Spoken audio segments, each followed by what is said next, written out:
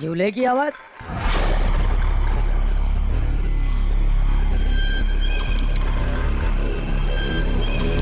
इतनी रात कौन हो सकता है?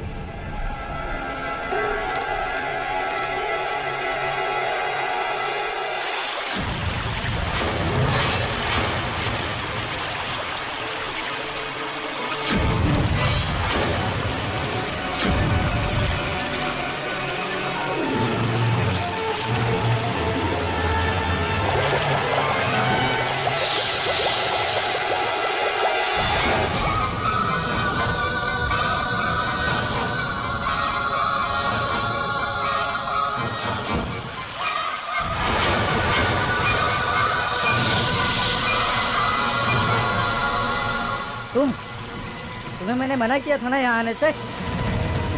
इतनी रात गए तुम यहाँ क्या कर रहे हो? मुझसे इतनी ऊंची आवाज में बात मत करो। मुझे ये बिल्कुल पसंद नहीं। कल तुमने मेरी बेइज्जती की और मुझसे अपनी बेइज्जती सहन नहीं होती। पागल हो क्या? कल तुम्हें मना करने के बाद भी तुम यहाँ आ गए। अब चुपचाप यहाँ से चले जाओ, वरना तुम्हें कल की तरह मार मार के यहाँ से बाहर भगा दूंगा। कल उन लोगों के सामने मैंने तुम्हें कुछ नहीं कहा था, पर आज मैं तुम्हें नहीं छोड़ूंगा, क्योंकि कोई मुझसे ऊंची आवाज में बात करे ये मुझे बिल्कुल पसंद नहीं। अच्छा, अब मैं तुम्हें बताता हूँ मुझे क्या पसंद है। भागते हो कि नहीं? मैंने तुम्हें एक बार कहा ना, मुझे ऐसे लोग बिल्कुल पसंद नहीं जो मेरी बेइज्जती करते हैं।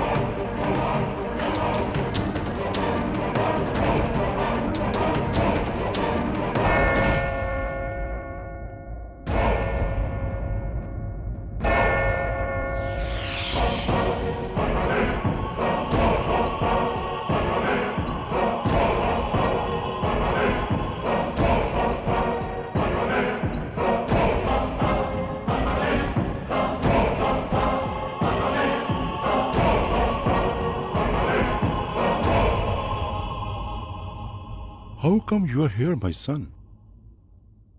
This is not a playground. ये चर्च है। मैं जानता हूँ फादर, मुझे आपसे कुछ कन्फेस करना है। कन्फेस? अभी तुम इतने बड़े नहीं हुए हो कि तुम्हें कुछ कन्फेस करना पड़े। हाँ? अगर तुमसे कोई गलती हो भी गई तो गॉड तुम्हें माफ कर देंगे, क्योंकि तुम अभी बच्चे हो। नो फादर, मैं ऐसा नहीं मानता। क्यों? तुम ऐसा क्यों नहीं मानते? क्योंकि ऐसा भी हो सकता है कि एक मासूम बच्चे में भगवान नहीं, शैतान छुपा हुआ हो। ये तुमसे किसने कहा? पहले आप मुझसे प्रॉमिस कीजिए कि जो मैं आपको बताने जा रहा हूँ आप वह किसी से नहीं कहेंगे। प्रॉमिस, मैं किसी से कुछ नहीं कहूंगा। कल रात आपने फैंटेसी लैंड के गेटकीपर के मरने की न्यूज़ तो सुनी होगी। यस, उसे किसी ने जलाकर मार डाला। किसी ने नहीं, मैंने उसे मारा था। I killed him, father. I killed him. तुमने उसे मार डाला, लेकिन क्यों? क्योंकि उसने सब लोगों के सामने मेरी बेइज्जती की,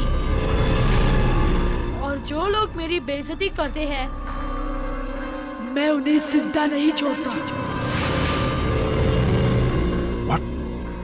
ये क्या मजाक है? ये मजाक नहीं है, ये सच है फादर, ये सच है। क्या तुमने ये बात अपने मम्मी पापा को बताई? नहीं, सिर्फ आपको बताई है। तुम मुझे अपने पापा का नंबर बताओ। फादर, आपने मुझसे प्रॉमिस किया था कि आप मेरी बात किसी से नहीं कहेंगे, और आप अपना प्रॉमिस तोड़ रहे हैं। लेकिन तुमने जो गुनाह किया है वो कोई छोटा गुनाह नहीं है माई सन। फादर, बताओ तुम्हारे पापा का नाम क्या है, तुम्हारे पापा का नंबर क्या है? अगर तुम नहीं बताओगे तो मजबूरन मुझे पुलिस को बुलाना पड़ेगा। फादर, मुझे ऐसे लोग बिल्कुल पसंद नहीं है जो पहले वादा करते हैं और फिर उसे नहीं निभाते। You are breaking your promise, father. You are breaking your promise.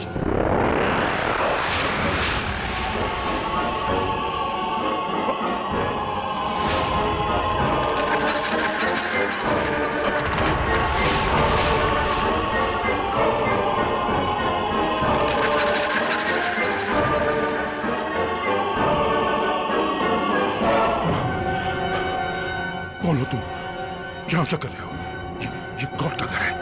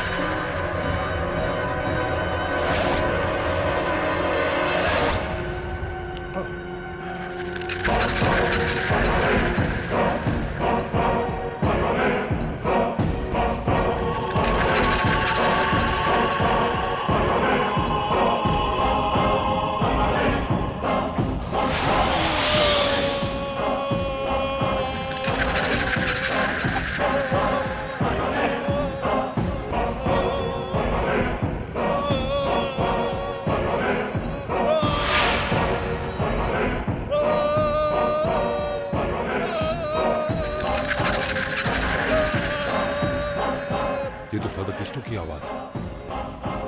I think he needs help.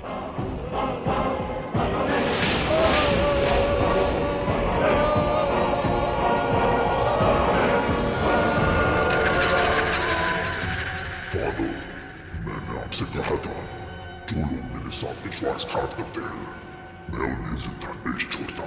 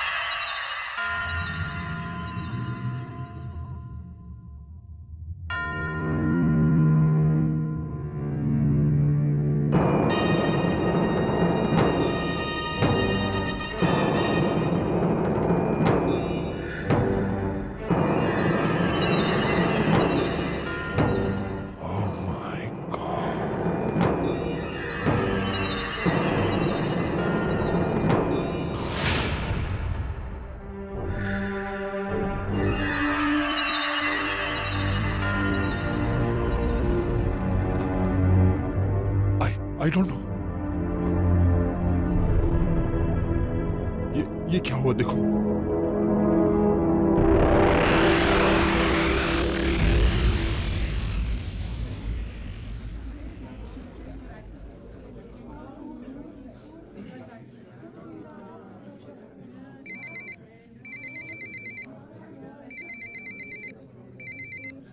हाँ आलिया, रणवीर, कहाँ हो तुम? मैं यहाँ डॉकयार्ड में हूँ। बोलो क्या हुआ? फौरन सेंट पॉल्स चर्च पहुंच जाओ। यहाँ पे सीनियर फादर क्रिस्टो का मर्डर हुआ है। व्हाट? ठीक है मैं अभी पहुँचता हूँ। तुम लोग यहाँ पर तहकीकात करो, मैं अभी आ रहा हूँ।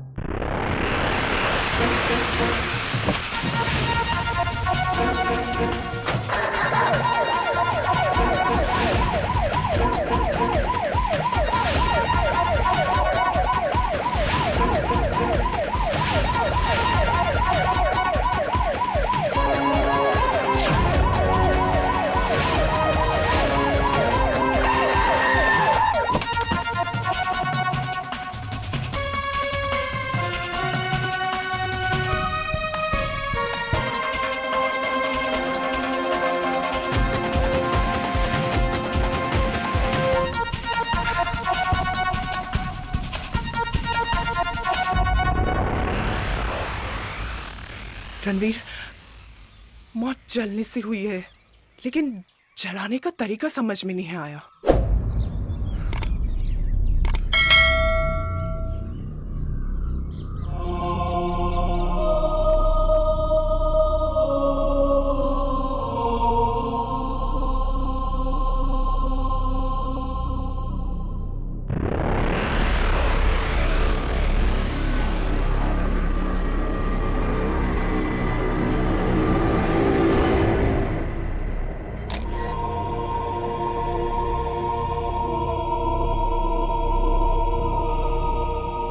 टीचर, क्या आप पूरे यकीन से कह रही हैं कि जब चीख सुनने के बाद आप यहाँ आई तो फादर डिकोना के सिवा यहाँ पर कोई नहीं था और लाश इसी जगह पर थी? हाँ, जब मैंने तेज चीख सुनी तब मैं अपने साथी टीचर्स के साथ भागते हुए यहाँ पहुंची तो मैंने देखा कि फादर डिकोना घबराए हुए लाश के पास खड़े थे, लेकिन फिर चुपचाप अचानक वो बाहर चले गए। मैं आपसे कुछ सवाल करना चाहता हूँ, लेकिन मेरे सवालों का जवाब देने से पहले ठीक से सोच लीजिएगा। जी पूछिए। फादर क्रिस्टो की मौत के बाद फादर डिकोना इस चर्च के हेड प्रीस्ट बनने वाले थे। क्या आप मुझे बता सकते हैं कि उन दोनों के बीच में कैसे संबंध है? जी, ये तो मैं नहीं जानती। मैं बताती हूँ। फादर क्रिस्टो और फादर डिकोना के विचार आपस में बिल्कुल नहीं मिलते थे। फादर क्रिस्टो अंधविश्वास पर बिल्कुल यकीन नहीं करते थे, जबकि फादर डिकोना वो उन सभी बातों पर यकीन करते थे, इसलिए अक्सर उन दोनों में बहस हुआ करती थी। क्या ये सच है टीचर? हाँ, ये सच है। मैंने भी फादर डिकोना को उनसे बहस करते हुए कई बार देखा था। वो दोनों एक दूसरे को बिल्कुल पसंद नहीं करते थे और इसलिए हमेशा एक दूसरे को नीचा दिखाने की कोशिश में लगे रहते थे। फादर क्रिस्टो का मानना था कि चर्च को अंधविश्वासों में बिल्कुल यकीन नहीं करना चाहिए, जबकि फादर डिकोना चर्च में प्रार्थना करने आए सभी लोगों में अंधविश्वास फैलाते रहते थे, इसलिए फादर क्रिस्टो उनसे नाराज रहते थे।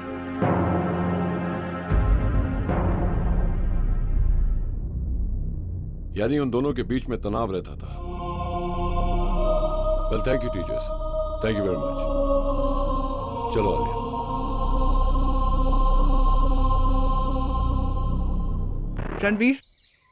रणवीर, मुझे लगता है फादर क्रिस्टो की मौत बिजली का करंट लगने से हुई है। नहीं आलिया, फादर क्रिस्टो की मौत की वजह बिजली का करंट नहीं बल्कि कुछ और है। कुछ और? मैं समझी नहीं।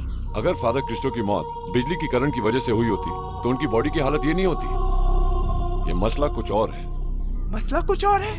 रणवीर, फादर क्रिस्टो की मौत अगर इलेक्ट्रिक शॉक के कारण नहीं हुई तो फिर कैसे हुई? जैसे माइक्रोवेव में खाना भुन जाता है, रोस्ट हो जाता है, लेकिन उस प्लेट को कुछ नहीं होता जिसमें वो रखा गया है। रणवीर, तुम ये कैसी अजीब बात कर रहे हो? आलिया, आग में किसी चीज को भुनना और माइक्रोवेव में भुनने का फर्क सिर्फ यही है कि आग बाहर से जलाती है और माइक्रोवेव अंदर से, और फादर क्रिस्टो की बॉडी के साथ भी यही हुआ है। तुम्हारा मतलब ये वाटर पार्क के गेटकीपर के साथ जो हत्या हुई थी? Exactly. You mean to say pyrogenic की हरकतें? हाँ आलिया, पहले मुझे शक था, लेकिन अब यकीन हो गया। कि फादर क्रिस्टो की मौत पायरोकिनेसिस का केस है। हमें फादर डिकोना से फौरन मिलना होगा। Right. Come on, let's go. Ranveer, father डिकोना। Excuse me father.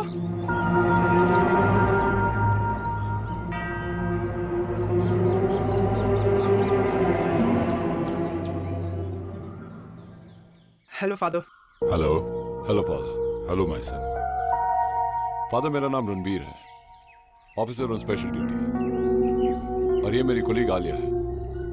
कहिए, how can I help you? Father, आपके हेड प्रीस्ट फादर क्रिस्टो की हत्या हो गई है, और उनकी डेड बॉडी के पास सबसे पहले आप थे। फिर अचानक उन्हें छोड़कर आप कहां चले गए? फादर, आप इतना रिलैक्स कैसे दिखाई दे रहे? जबकि सारा स्कूल और सोसाइटी ये खबर सुनकर शॉक रह गई। माय सन, जब भी किसी की मौत आती है तो उसे कोई रोक नहीं सकता। एक दिन गॉड सभी को अपने घर बुला लेता है। हम सबको वहीं जाना है जहां पर फादर क्रिस्टो गए हैं। माय सन, मुझे भी फादर क्रिस्टो की मौत का बड़ा अफसोस है, पर क्या कर सकते हैं? होनी को कौन टाल सकता है? लेकिन फादर, जिस तरह फादर क्रिस्टो की डेथ हुई है वो नेचुरल नहीं है, उनका मर्डर हुआ है। क्या आपको ऐसा नहीं लगता? यस माय चाइल्ड, उनकी डेड बॉडी देखने के बाद मुझे भी कुछ ऐसा ही महसूस हुआ था। फादर, आपको देखकर ऐसा नहीं लगता कि फादर क्रिस्टो की हत्या के बाद आपको कोई दुख हुआ है? आप तो अपना दिन का सारा काम ऐसे कर रहे हैं जैसे कि कुछ हुआ ही नहीं। तो क्या मैं अपनी ड्यूटी भूल जाऊं? माय सन, आप नहीं जानते कि फादर क्रिस्टो की मौत के बाद इस चर्च की सारी जिम्मेदारियां मेरे कंधों पर आ गई हैं। अब सिर्फ मैं इस चर्च का इंचार्ज हूं। यही सब जानकर तो मैं आपसे सवाल कर रहा हूं। फादर क्रिस्टो की जलने से मौत हुई है और आप वहां मौजूद थे। आपके सिवा वहां और कोई नहीं था, इसलिए सिर्फ आप ही जानते हैं कि वहां क्या हुआ होगा। तो क्या आप मुझ पर शक कर रहे हैं? आप ये सोच रहे हैं कि फादर क्रिस्टो की मौत का जिम्मेदार मैं हूं? मैंने उन्हें जलाया है? हाँ, और नहीं भी, क्योंकि मुझे पता चला कि आप दोनों के बीच में अनबन थी। सिर्फ आप ही एक शख्स हैं जिन्हें फादर क्रिस्टो की मौत के बाद सबसे ज्यादा फायदा होने वाला था। सारे आई विटनेस भी आप ही की तरफ पॉइंट करते हैं कि उनकी डेथ के बाद उनकी बॉडी के पास सिर्फ आप ही मिले थे। क्या आप बता सकते हैं कि आप उनकी डेड बॉडी के पास क्या कर रहे थे? मैं पहले से वहां मौजूद नहीं था। जब मैंने एक चीख सुनी तब वहां भाग कर गया। चीख? किसकी चीख थी वो फादर? क्या आप हमें बता सकते हैं? जी, फादर क्रिस्टो की चीख थी। जब मैंने चीख सुनी तो मुझे ऐसा लगा कि फादर क्रिस्टो को मेरी जरूरत है। मैं वहां भाग कर गया। तब वहां मैंने एक बच्ची को निकलते हुए देखा। बच्चा? जी। कौन बच्चा? हमारे स्कूल का स्टूडेंट है, राहुल मल्होत्रा। क्या आपके कहने का मतलब है कि इस बच्चे का कुछ लेना देना उस मौत? जी नहीं, वो 12 साल का छोटा सा मासूम सा बच्चा है। एक्सक्यूज मी, मेरे प्रेयर्स का वक्त हो गया है। God bless you both. So what do you think? ये तो बच्चे से मिलने के बाद ही पता चलेगा।